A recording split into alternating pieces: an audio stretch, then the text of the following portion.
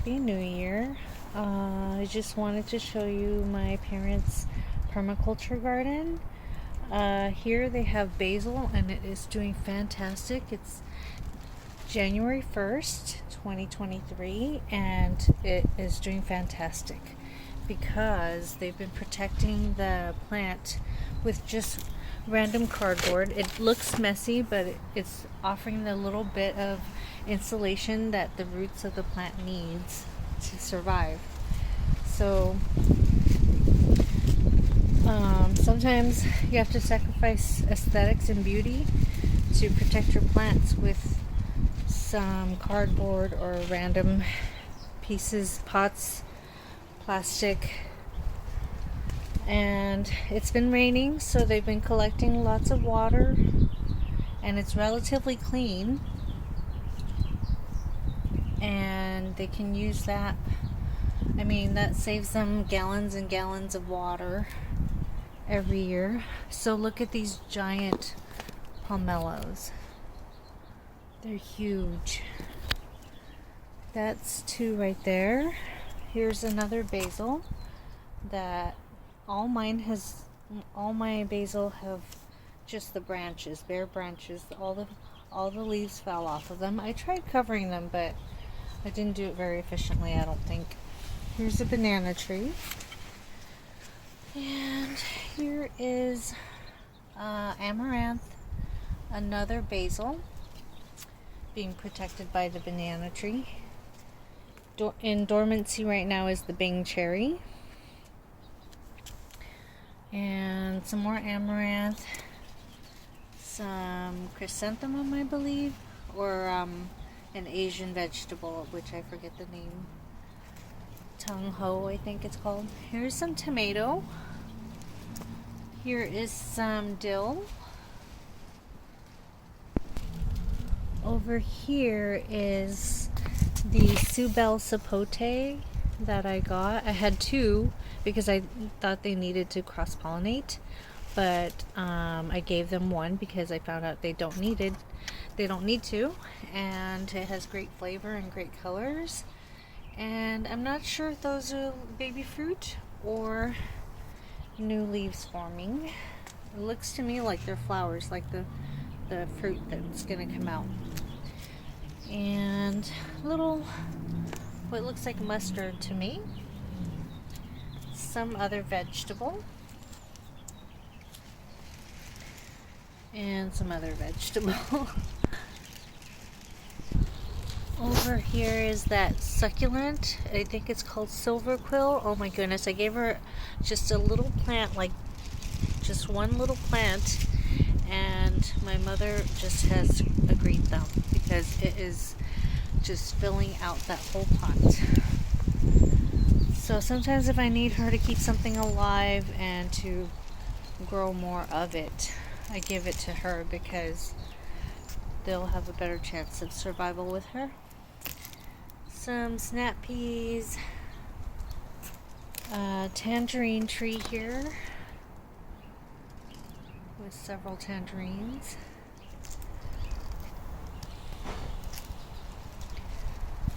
Lots of baby greens that are going to come up. Here's a tatsoi and another one that I gave her the seedlings, and some Swiss chard, and another basil here, Thai basil, some celery, some plantain, some decorative plants, some cilantro, some kind of brassica, some sweet potatoes,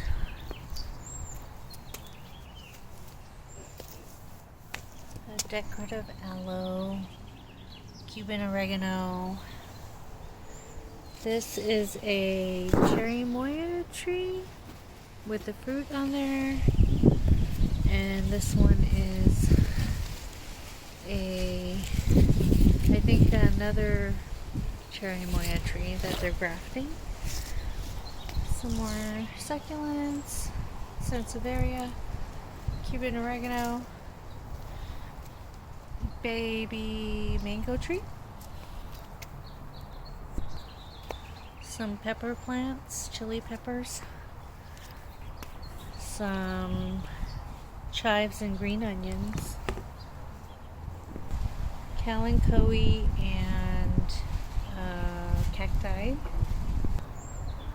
This looks to be a citrus tree of some sort, and then some plantains growing in it, but those can be pulled out. But they're also an edible, what people would consider a weed, but they're edible, very nutritious. Some Vietnamese mint. Right there, it has this decorative, this little pattern on the leaves here, that purple pattern. Sometimes it's kind of spicy. More snap peas. Some protected basil. She has basil everywhere. Here is a mango. Some basil in a pot. Very huge longan tree. It's not in its fruiting season right now, but it's definitely starting new leaves. These brand new leaves.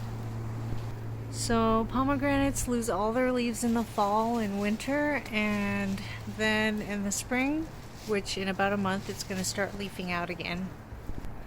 Likewise with this tree, it's a persimmon tree. All the leaves fell off and it's going to come right back.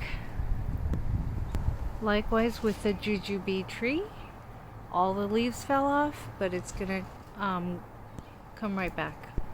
Here are some Asian vegetables, some Okinawan spinach. I think that's what it's called, Okinawan spinach. And these, they're fantastic, easy to propagate, easy to grow, low maintenance, makes a lot of vegetable for you, very nutritious, and full of antioxidants. So over here there isn't a greenhouse, so my mom kind of protected the plants by kind of decreasing the wind's effects on the plants. So her basil's doing really good. Green onions, more basil, a little baby papaya, all kinds of stuff there. I love this plant. I'm not really sure what it's called, but it's got like a big gourd looking, I think it starts with an O, OSC something, and it just has these hair, this tuft of hair, that's what I call it. I love the shape of it, it's gorgeous. Also this cane-like Dracaena. This beautiful succulent arrangement. This kind of succulent is fantastic. The way that it grows, it's great for a bouquet. And this one has the lovely variegation. It's beautiful. Tons and tons of water saved for the spring into the early summer season. More water saving. Here is a cherry moya tree, a little one. It's about 3 years old, looks like. And it's already flowering right there. And it looks really very healthy. And a dragon fruit climbing up a papaya tree. Look at all those papayas. Already in the winter, you can make papaya salad. Still providing food in the winter. I believe you can cut this off and root it. I believe. Many more dragon fruits climbing up a makeshift structure.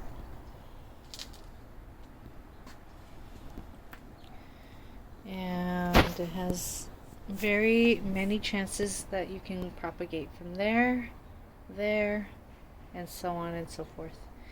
And it can also make lots and lots of fruit as well. Here is the mango tree. It's been producing fruit for the last 3 years. They keep the mango tree short. Some more dragon fruit. Some chili peppers, bird chili.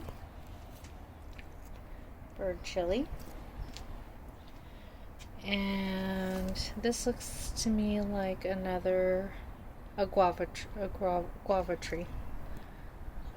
An Asian white guava.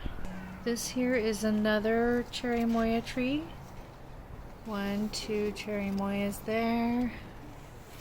And much more. So he hand pollinates these trees now, that he can get lots of fruit from them. My dad does, I mean. He being my dad. And this is pomelo.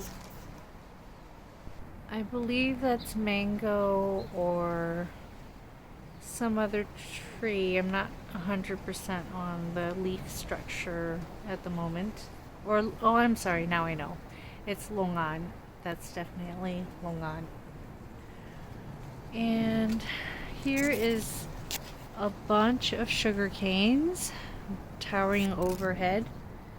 And I like it because look at how much it produces. You can make desserts from this, or just straight sugar cane juice. A baby loquat tree. A kaffir lime tree. Dragon fruit climbing up an old stump. This is a very scented plant. My mom says she cooks with the leaves. I'm not sure the name of it. Passion fruit. Still making passion fruit in the winter. Wow. Wow. That's awesome. So they made a makeshift structure for it. A potted longan tree.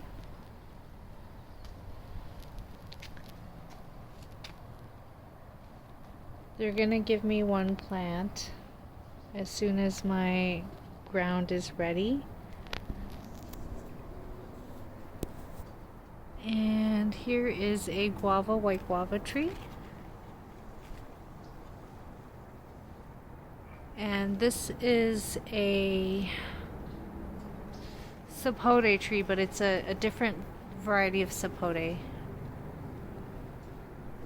A baby papaya tree, an adolescent papaya tree. A baby guava tree, white guava. She likes the variety of white guava. Here is that tung ho or something like that. That herb or vegetable. Baby papaya tree. Asian chrysanthemum. The Chinese chrysanthemum. New Year's. This is cilantro. This looks to me like it's a mango tree, but it's very narrow leaves. But I'm like 85% sure it's a mango tree because it has these little hand-like leaves, brand new leaves that come out. And you know in nature how the fruit kind of follows the way that the foliage looks? So this might be the variety of mango where it's long and skinny, and so the leaves are long and skinny. That's what I think. Some kind of herb, I think they call it jelly or something. I'm not really sure. Or it's the green Malabar spinach. I can't really tell. It doesn't have the little seeds, so I'm not sure. Ooh, a bunch of aloe here. Oh yeah, this does look like the green variety of Malabar spinach. It's real succulent and thick, really healthy. And then elephant food, which guess what? If elephants can eat it, so can humans. So it's tangy. It provides them with a little bit of fluids in the desert, and kind of like a slightly sour flavor.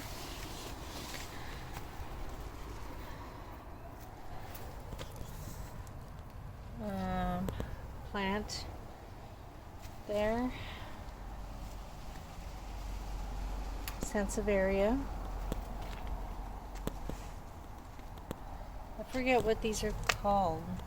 They kind of look like Dracaena type of cane, but then the top's different. I think it has a specific name.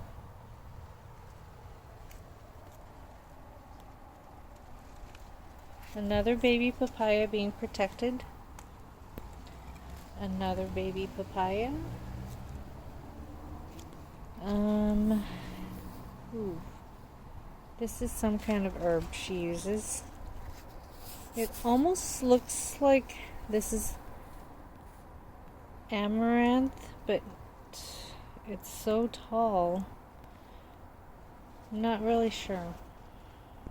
Lemongrass, euphorbia,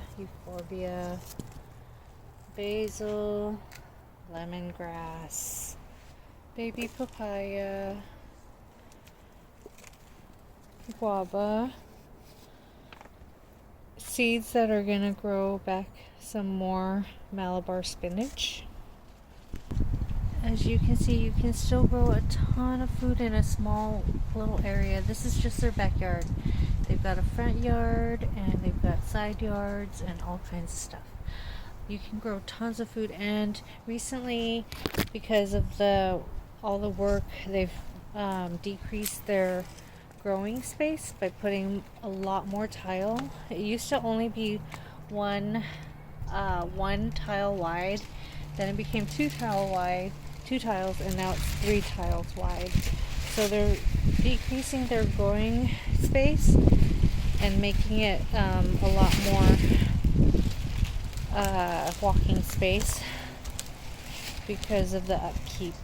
But if you're young, if you've got time, if you're not retired or not still working, you can increase your growing space and grow more even. But they have plenty of food here. I missed a couple plants. Here's another mango tree. Here is a plant, a decorative plant. This one's pretty because it's variegated. Here is another mango tree. Quite large. Been producing fruit for 2 years now, going on 3. And another huge guava tree. And another euphorbia. So you can plant beautiful flowers amongst in your food forest as well. So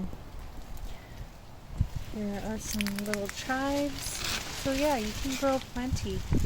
And things aren't as green as, it's already very fruitful and green now, but it will be even more